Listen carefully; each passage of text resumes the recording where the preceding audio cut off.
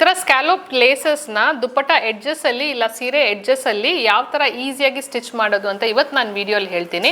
ಇದೇ ಥರ ರೆಗ್ಯುಲರ್ ಆಗಿ ನಿಮಗೂ ಸ್ವಿಂಗ್ ಟಿಪ್ಸ್ ಬೇಕು ಅಂದರೆ ನಮ್ಮ ಚಾನಲ್ನ ಫಾಲೋ ಮಾಡಿ. ಸೊ ಫಸ್ಟು ನಾವು ಈ ಥರ ಲೇಸ್ ತೊಗೊಳ್ಬೇಕು. ಸ್ಕ್ಯಾಲೋಪ್ ಲೇಸ್ ತೊಗೊಂಡು ನಾವು ಫೋಲ್ಡಿಂಗ್ಗೆ ಫ್ಯಾಬ್ರಿಕಲ್ಲಿ 1 ಇಂಚ್ ಇಲ್ಲಾಂದರೆ 2 ಇಂಚ್ ಆ ಥರ ಮಾರ್ಕ್ ಮಾಡ್ಕೊಳ್ಬೇಕು.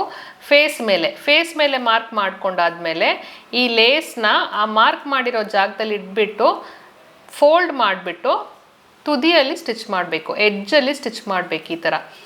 ಸೊ ಫೋಲ್ಡ್ ಮಾಡಿಬಿಟ್ಟು ಇದೆಲ್ಲ ಫೇಸ್ ಮೇಲೆ ಇಟ್ಕೊಂಡು ಫಸ್ಟ್ ಸ್ಟಿಚ್ ಮಾಡಬೇಕು.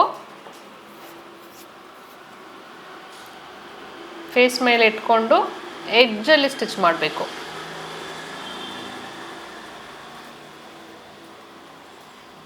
ಸೊ ಸ್ಟಿಚ್ ಮಾಡಿದ್ಮೇಲೆ ಬ್ಯಾಕ್ ಟರ್ನ್ ಮಾಡಿಕೊಂಡು ಆ ಎಷ್ಟು ಬಿಟ್ಟಿದ್ದೀವೋ ಅದನ್ನು 2 ಫೋಲ್ಡ್ ಮಾಡಿಕೊಂಡು ಸ್ಟಿಚ್ ಮಾಡ್ಕೊಳ್ಬೇಕು.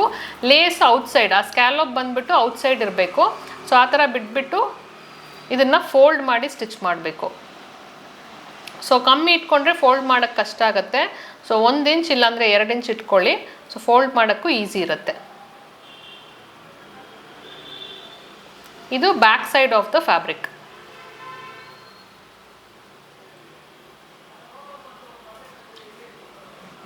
ಸೊ ಸ್ಟಿಚ್ ಆದಮೇಲೆ ಲೇಸ್ ಈ ಥರ ಬಂದಿರುತ್ತೆ. ಬ್ಯಾಕಲ್ಲಿನೂ ಫಿನಿಶ್ ಆಗಿರುತ್ತೆ, ಫ್ರಂಟಲ್ಲಿನೂ ಫಿನಿಶ್ ಆಗಿರುತ್ತೆ. ಲೇಸ್ ಬಂದುಬಿಟ್ಟು ಆಚೆ ಕಾಣ್ತಾ ಇರುತ್ತೆ. ಸೊ ಈ ಥರ ಮಾಡಿದ್ರೆ ನಿಮಗೆ ಫಿನಿಶಿಂಗು ಚೆನ್ನಾಗಿ ಬರುತ್ತೆ, ನೋಡೋಕ್ಕೂ ನೀಟಾಗಿರುತ್ತೆ.